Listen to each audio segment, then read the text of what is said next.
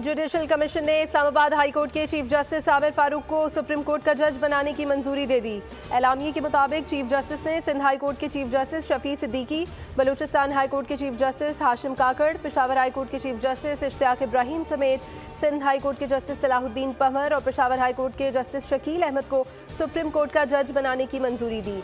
Supreme court का आर्जी जज बनने के बाद justice Mian Gul Hassan Aurangzeb chief justice Islamabad high court की दौड़ से बाहर हो गए। आइन के मुताबिक सदर ममलिकत जस्टिस मियां गुल हसन औरंगजेब की बतौर आर्जी जज तैनाती करेंगे।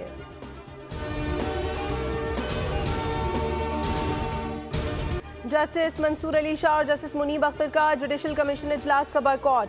दोनों जजेस ने इजलास मौखर करने के लिए चीफ जस्टिस को खत भी लिखा था। दूसरी जानिब वकला की 6 नुमाइंदा तंजीमों ने हड़ताल की मुखालिफत कर दी। Pakistan bar council, supreme court bar, Punjab, Sindh, Balochistan और Khyber Pakhtunkhwa high court bar शामिल। एलामिये में लिखा गया है कि वकला बरादरी के अंदर कुछ सियासी धड़े मजमूम सियासी मकासद का हुसूल चाहते हैं। सियासी एजेंडे के तहत इंतशार और तकसीम की कोशिश की जा रही है।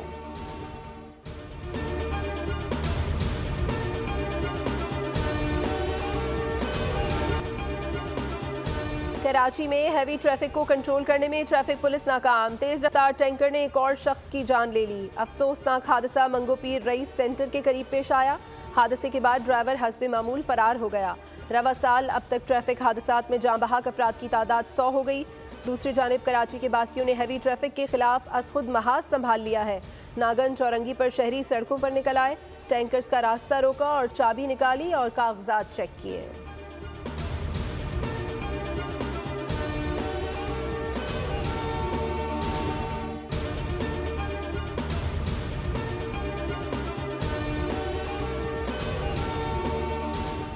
चीफ सेक्रेटरी के साथ मीटिंग में तय किया गया कि बड़े टैंकर्स का शहर में दाखिला रोका जाएगा। आईजी सिंध का शहर में डंपर से मुतालिक वजाहती बयान सामने आ गया।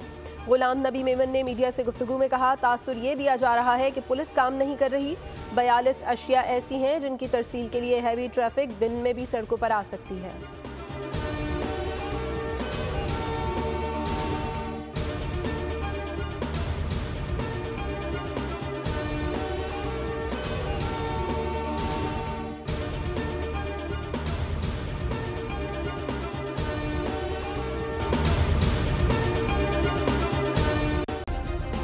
सब्सक्राइब करें और बेल दबाएं ताकि कोई खबर रह न जाए।